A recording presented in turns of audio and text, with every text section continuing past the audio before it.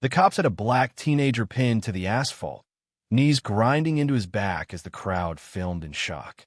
Then tires screamed. A black SUV slid to a halt, doors flew open, and 10 FBI agents surrounded the officers. For the first time, the cops didn't shout. They froze. Just an hour earlier, 17-year-old Darius Green wasn't thinking about trouble. He was thinking about his little sister's birthday. The mall smelled of popcorn and perfume, music thumping from every store. He smiled, texting his mom, "Got the gift. Heading home soon." Her reply came fast, "Be safe, baby." Darius adjusted his navy hoodie, checked his backpack for his wallet, and stepped into the bright corridor. He'd saved for weeks to buy a pink hoodie his sister wanted. For a moment, life was perfectly normal, until a sudden alarm echoed from down the hall. Heads turned. Security guards ran. Darius stopped mid-stride, confused, as chaos started brewing only a few shops away. At the electronics store, a guard's voice crackled through his radio. Possible theft. Male suspect, late teens, black, wearing a hoodie and backpack. The words were vague, lazy, but powerful enough to set disaster in motion. Darius, standing near the exit, matched every word of that careless description. Within minutes, police cruisers screeched outside. Officer Reynolds, loud and brash, stepped out first, hand already on his holster. "That him?" the guard asked, pointing. Reynolds didn't hesitate. "Yeah, that's him." Darius noticed flashing lights reflecting off the mall windows. He blinked, puzzled. Before he could react, two officers were striding toward him, shouting commands he didn't understand. "Hands where I can see him. Now." Confusion turned to fear. "What did I do?" he asked, raising his hands. Nobody answered. The guard's voice faded behind him. "That's the one." And that's how a normal Saturday turned into every black parent's worst nightmare. The first hit came fast, a hard shove against the hood of a parked car. The metal burned against Darius's cheek under the summer sun. "I didn't steal anything," he gasped. Officer Reynolds twisted his arm tighter. "Save it. You fit the description."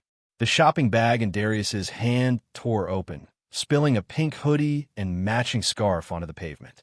His backpack hit next, spilling textbooks, a water bottle, and a neatly folded acceptance letter to MIT. The wind snatched the paper, fluttering it across the asphalt like a broken promise. "Look, my receipt's right there," Darius cried, but the slip of paper was already skittering away. Reynolds ignored it. "Empty your pockets." "I didn't."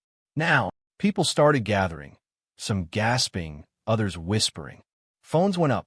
One man muttered, "He's just a kid." Another said, "Don't get involved." The second officer, Moore, looked uneasy. "Reynolds, maybe we can check with the store first." Reynolds cut him off. "You covering for him now?" The crowd tensed. Darius's voice trembled. "Please, check the cameras." "I bought it." But truth didn't matter. Not yet. The mall doors burst open again. Maria Alvarez, the young cashier, sprinted out clutching her tablet. "Stop. You bought it for me. I have proof." She held up the digital receipt, time-stamped, Darius's name clear on the screen. Officer Reynolds turned, sneering.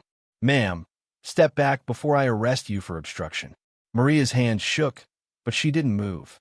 "You're arresting the wrong person." The crowd murmured louder. Someone yelled, "Listen to her." Another voice. "He didn't do anything." Reynolds snapped, "Get back." His hand twitched toward his weapon. Maria stumbled backward, eyes wide with fear, clutching the tablet to her chest. Darius looked up from the ground. "Thank you," he whispered. Maria's voice cracked. "I'm not leaving." And just like that, the crowd stopped being silent witnesses. Phones raised higher. Tension thickened. Something was about to break. Reynolds shoved Darius flat onto the pavement, pressing his knee into the teen's back. The world spun sideways. Gravel bit into Darius's cheek. "I can't breathe," he rasped. "Stop resisting," Reynolds barked. "I'm not resisting." The crowd erupted, shouts, screams, phones filming every second. Officer Moore hesitated. "Reynolds, that's enough." Reynolds didn't move. The radio on his shoulder crackled. "Suspect, maybe armed." That single phrase turned fear into fury. Reynolds drew his gun. The crowd screamed. Darius froze, trembling. I don't have a weapon. The barrel of the gun hovered inches from his face. Then, a faint buzz beside his head, his phone vibrating against the ground. The screen flashed. Dad calling. The scene hung in suspended silence. He didn't know it yet, but that unanswered call would change everything. Tires screeched. A black SUV drifted to a stop at the curb, engine roaring low. Doors flew open. 10 figures in navy windbreakers spilled out, weapons holstered but ready. FBI, one shouted. Step away from the minor. Now. The crowd gasped. Officer Moore froze. Reynolds blinked, confused, lowering his gun a fraction. What the hell is this? He demanded. The lead agent walked forward with terrifying calm. This is a federal matter. Stand down. Reynolds scoffed. Federal? For shoplifting. The agent's stare didn't waver. You want to stop talking? In that moment, the balance of power flipped. The cops who had barked orders seconds ago now stood silent, hands uncertain, eyes darting between badges and guns. The crowd parted like a wave. Darius turned his head just enough to see black boots, the FBI logo, and the man approaching him. Something about that man felt familiar. The lead agent knelt beside Darius, voice low but steady. Are you hurt? Darius blinked through tears. My shoulder. I didn't do anything. The man's jaw tightened.